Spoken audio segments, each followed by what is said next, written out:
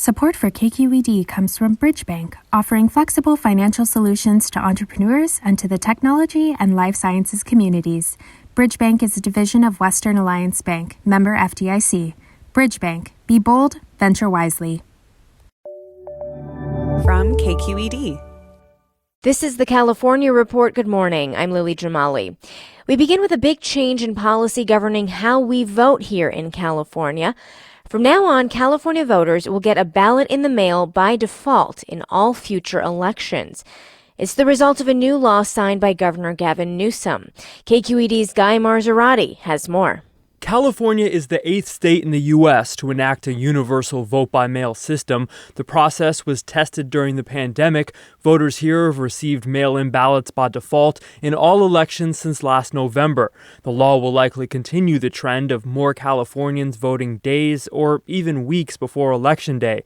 In this year's recall election, millions of California voters cast their ballots early, either through the mail or by dropping them off at a voting location or drop box. For the California Report, I'm Guy Marzorati. Just days before the state's COVID-related eviction moratorium is set to expire, a coalition of nearly 100 community groups is asking state lawmakers to extend it. With the expiration on October 1st, property owners in many places in California can once again try to evict tenants who have fallen behind on rent, a policy put on hold because of the pandemic. To evict, landlords must show they or the tenant has applied for rent relief and that the state either denied the request or didn't respond within a certain period.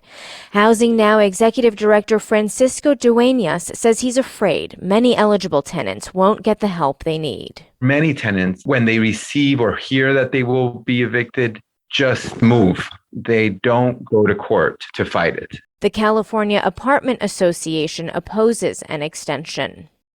A federal judge is ordering all state prison guards and other staff to be vaccinated against COVID-19 in order to enter any prison facility. KQED's Alex Emsley reports. Judge John Tiger noted several factors in his decision to order vaccinations for tens of thousands of state prison employees.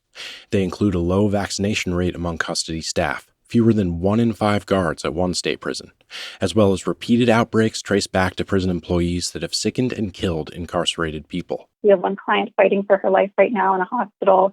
She was fully vaccinated. Rita Lomio is a staff attorney at the prison law office. The risk in the prison setting is so high, and with so many unvaccinated staff, it's just unacceptable. The prison system disputes the court's finding that its failure to mandate vaccinations amounts to deliberate indifference. That's according to a spokesperson. The president of the Correctional Officers Union says they're looking into legal options. For the California Report, I'm Alex Emsley. NBA training camp starts today, and a big question is looming over the Golden State Warriors, the availability of starter Andrew Wiggins. The league is not mandating that players be vaccinated for COVID-19, but in San Francisco and New York, that is a requirement if they want to play in home games due to local health mandates. Wiggins' request for a religious exemption was denied by the NBA. He addressed the media yesterday and said his vaccination status is a private matter. Who are you guys? Will have to explain what I believe or, what's right, what's wrong. In my mind, we're two totally different people. Warriors star Steph Curry was asked about the situation.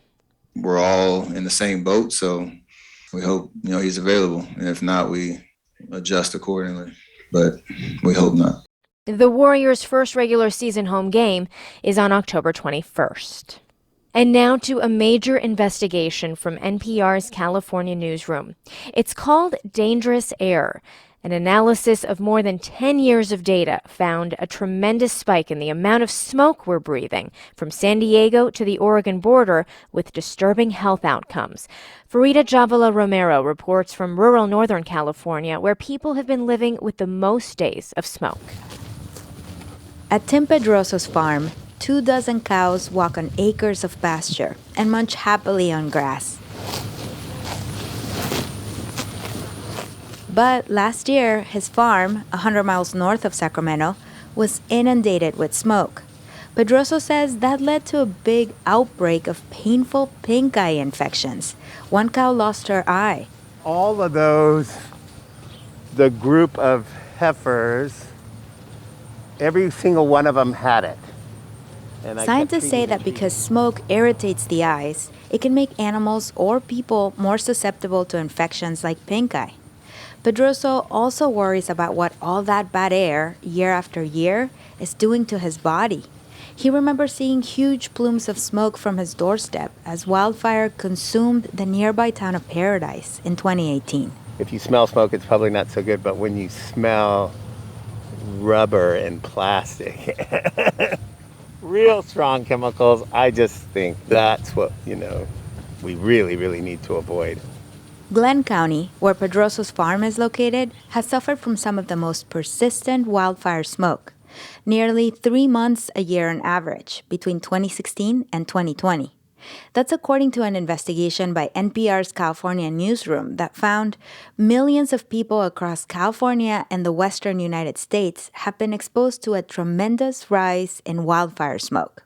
Here's our data journalist, Alison Saldana. You have places like Chico and Sacramento where it's nearly 2 months of wildfire smoke exposure. Saldana analyzed a decade of smoke data in partnership with Stanford University's Environmental Change and Human Outcomes Lab.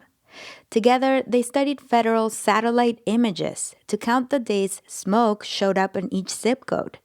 And they found it all over the state. Places like LA are now witnessing, on average, about 30 days of smoke. In California, residents of Willows, a town near Pedroso's farm, were exposed to smoke the most often, 3 months on average per year.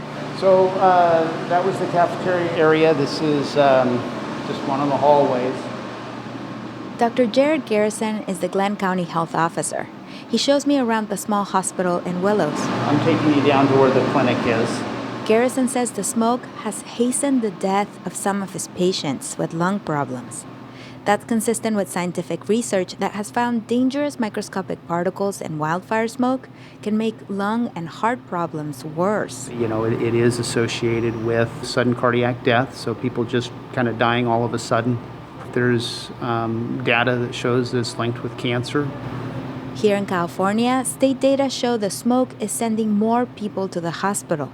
NPR's California newsroom found 30,000 more hospitalizations for lung and heart problems in 2018 than just 2 years before. When the individuals have means, I suggest they get out of the area, get away from the smoke if they've got severe lung problems. On hazy days, Vietnam veteran Larry George is stuck inside his 2-bedroom house watching TV. It just feels like you're not allowed to go out. You don't have the freedom you had. George has a chronic lung problem. Even walking a few steps to his pickup truck is difficult. It's like you've been running. That's kind of the way you get the feeling. You get to where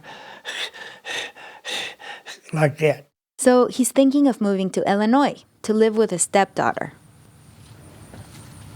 Back at Tim Pedroso's farm, he says he's also considering leaving the state to protect his health. My doctor did say that I probably have smoke damage, so I don't want to stick around here and get worse. If mega wildfires continue, more Californians might also see their lives changed because of dangerous air. For the California Report, I'm Farida Jabala Romero in Willows. And that is the California Report for this Tuesday, September 28th. We are a production of KQED Public Radio. I'm Lily Jamali. Thank you for listening.